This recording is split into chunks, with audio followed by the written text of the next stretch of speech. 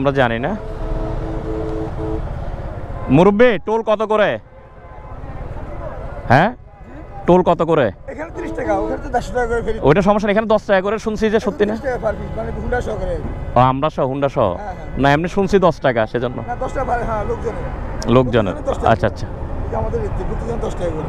আচ্ছা আচ্ছা। Shakib one of the best rider বাংলাদেশের, আমাদের সাথে সাকিব যাচ্ছে। আর ইম্পেরিয়ালের সিইও আমাদের সাথে আছে প্রফেসর তানভীর। আর আছে আমাদের বিশ্বের 27টা দেশ ঘুরে কেনিয়া থেকে আগত মামুন, উগান্ডা থেকে আগত। আর ভাইয়ার সাথে পরিচয় দিয়ে দেন আপনি। রাসেল ভাই, আপনি বর্তমানে একজন খুবই বড় ব্যবসায়ী আমাদের সাথে আছে, যার ভবিষ্যৎ এলন মাস্কের মতো ইনশাল্লাহ আমরা দেখতেছি, ইনশাল্লাহ হবে। এই হলো আমাদের ভালোবাসার বাইকগুলা। একটু দেখি। এই তো এই আপনারা ইন ডিটেলস ভিডিওটা দেখতে থাকেন। ইন ডিটেলস কত টাকা লাগে, কি লাগে না লাগে সবই জানতে পারবেন। আমাদের সাথে তো কোনো আমাদের সমস্যা হলে ডাক্তার আছে, MPPS। বাই দ্য ওয়ে, আমরা ওয়েট করি। আসলে আমরা অনেক আর্লি চলে আসছি, কারণ আমরা একটু কেয়ারফুল তো সব কিছু, তো আমরা একটু আর্লি আসছি।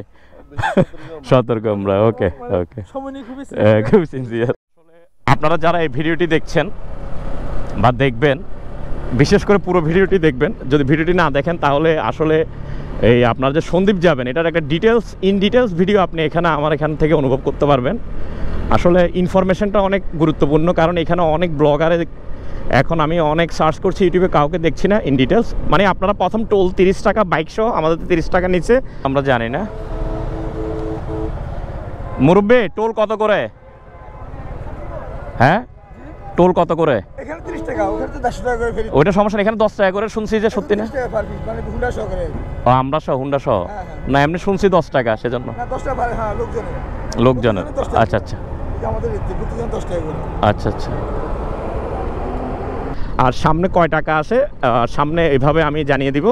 আর আপনারা মোটামুটি একটা গাইডলাইন পেয়ে যাবেন। আপনারা সকাল এখন 7টায় একটা ফেরি ছাড়ে, দেন আবার ওখান থেকে কখন আসবো সেটাও ইন ডিটেলস জানতে পারবেন। আপনারা পুরো ভিডিওটি দেখতে থাকবেন, ভিডিও দেখা ছাড়া কিন্তু বুঝতে পারবেন না। ইন ডিটেলস একটা করে পাবেন। আমার হিসেবে সকাল আপনার ফার্স্ট টাইম 6টায় চলে এসে সিরিয়াল ধরে ফেললে তারপরে বাকিটুকু আস্তে আস্তে হবে আর কি। ফেরিতে আমরা উঠে যাই আগে।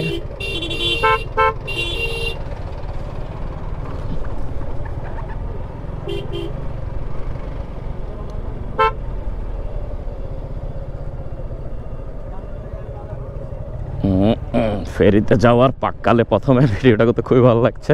আসলে আমি এই প্রথম বাইক নিয়ে ফেরিতে, না আরেকবার ফেরিতে উঠছিলাম সম্ভবত খাগড়াছড়ির ওইদিকে, রাঙামাটি না ওইদিকে যাওয়ার সময়, কিন্তু এটা আরেকটা ভালো এক্সপিরিয়েন্স হবে ইনশাল্লাহ।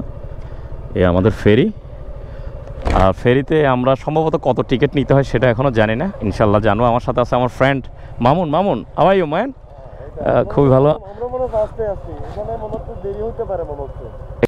আলহামদুলিল্লাহ। সন্দ্বীপ ভ্রমণের প্রথম ধাপ, যেহেতু ফেরিতে উঠেই গেলাম, বিষয়টা খুবই ভালো লাগছে।